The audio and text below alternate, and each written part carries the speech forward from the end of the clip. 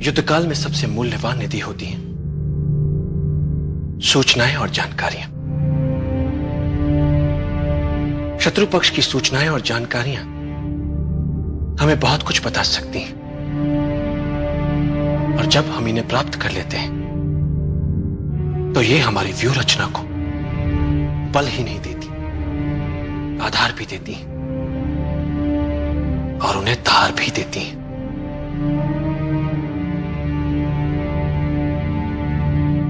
सामरिक महत्व की असरदार सूचनाओं के बल पर बड़े से बड़े युद्धों के परिणाम बदल जाते हैं। युद्ध में शत्रु को असावधान और निश्चिंत करने से बड़ा कोई शस्त्र नहीं होता। इसलिए युद्ध जीतने के लिए युद्ध काल में ही शत्रु को विश्वास दिला दो कि वास्तव में युद्ध वही जीत रहा है। वो निश्चिंत हो जाता है, उसके लड़ने की भूख शांत हो जाती है। ऐसे समय में उस पर आक्रमण कर उसे सदा के लिए धराशायी किया जा सकता है।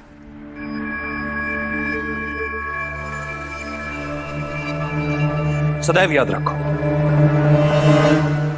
युद्ध कला को मुख्य 5 तत्व नियंत्रित करते हैं।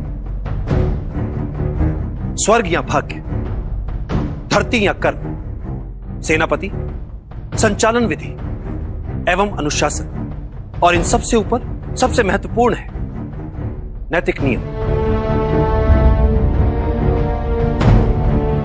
नैतिक नियम वो नियम होता है जिसमें प्रभाव और विश्वास के कारण प्रजा अपने राजा के प्रति प्रतिबद्ध रहती है।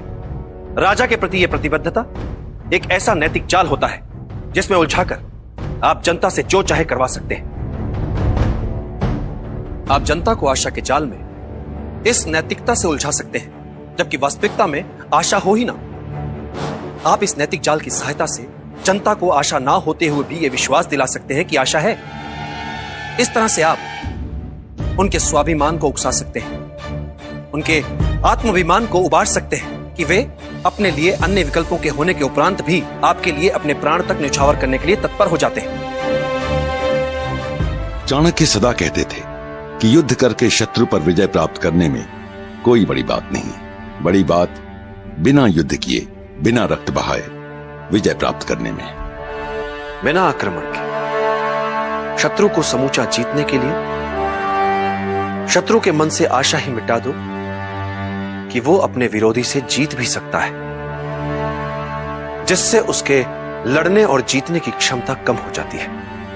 अब आता है योजना का दूसरा चरण। तो दूसरे चरण में जितने भी संसाधन हमारे पक्ष में है उनका प्रयोग, ताकि हारने की संभावना ही ना हो। और योजना का तीसरा चरण, शत्रु की निर्बलता का अपने लाभ के लिए प्रयोग,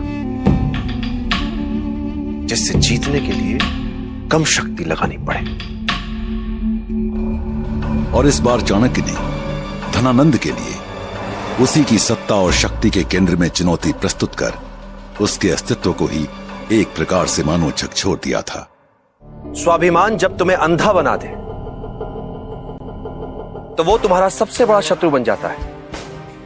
वो तुम्हें हिंसक बनाता है, तुम्हारे अंदर क्रोध उपजाता है।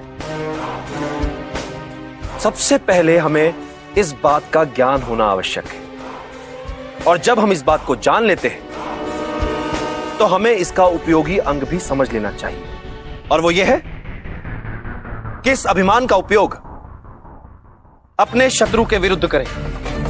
वो तिलमिला उठेगा और क्रोध से पागल हो कोई ना कोई भूल अवश्य कर बैठेगा।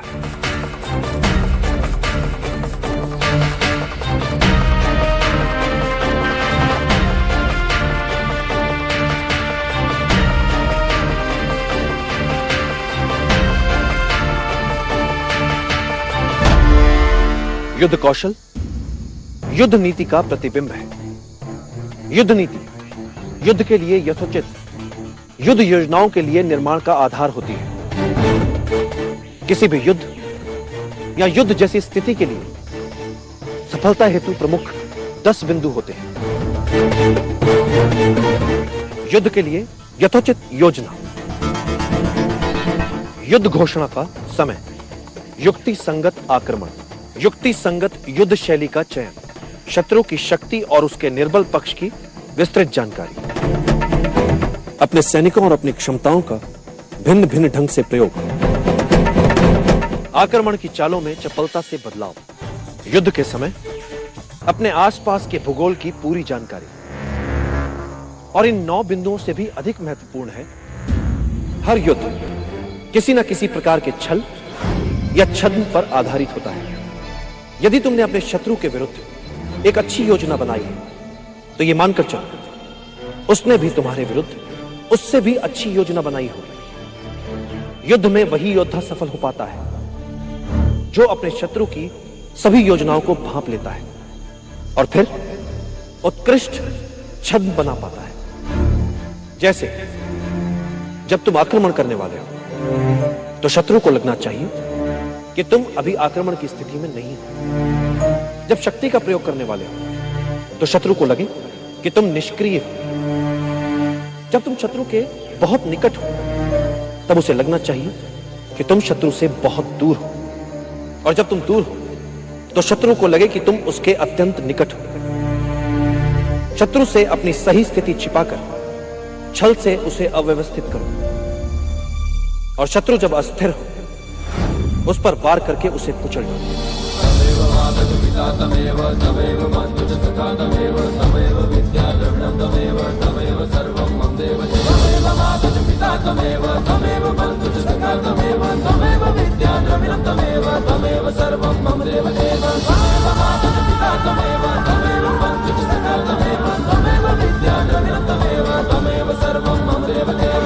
मैं किसी युद्ध में उलझना नहीं चाहता, किंतु मगध जैसे साम्राज्य में यदि हम उनसे बिना लड़े अपने आप को बचा नहीं पाए, ऐसे में मगध से सीधे युद्ध के अतिरिक्त हमारे समक्ष और कोई विकल्प नहीं बचता। इस युद्ध का सबसे बड़ा संकट, सबसे बड़ी समस्या है हमारे अंदर बैठा भय, अज्ञात से भय जो अतार्किक है, क्योंकि अज्ञात जैसी बात होती ही नहीं है। बातें मात्र कुछ समय के लिए हमसे छिपी हुई हो सकती हैं। कुछ समय के लिए हो सकता है कि हम उन्हें समझ न पाए, तो इससे भय क्यों पाले मन? यह तो संकेत है इस बात कि चलो शत्रु के सामर्थ्य के बारे में और जानो, और जानो, और जानो।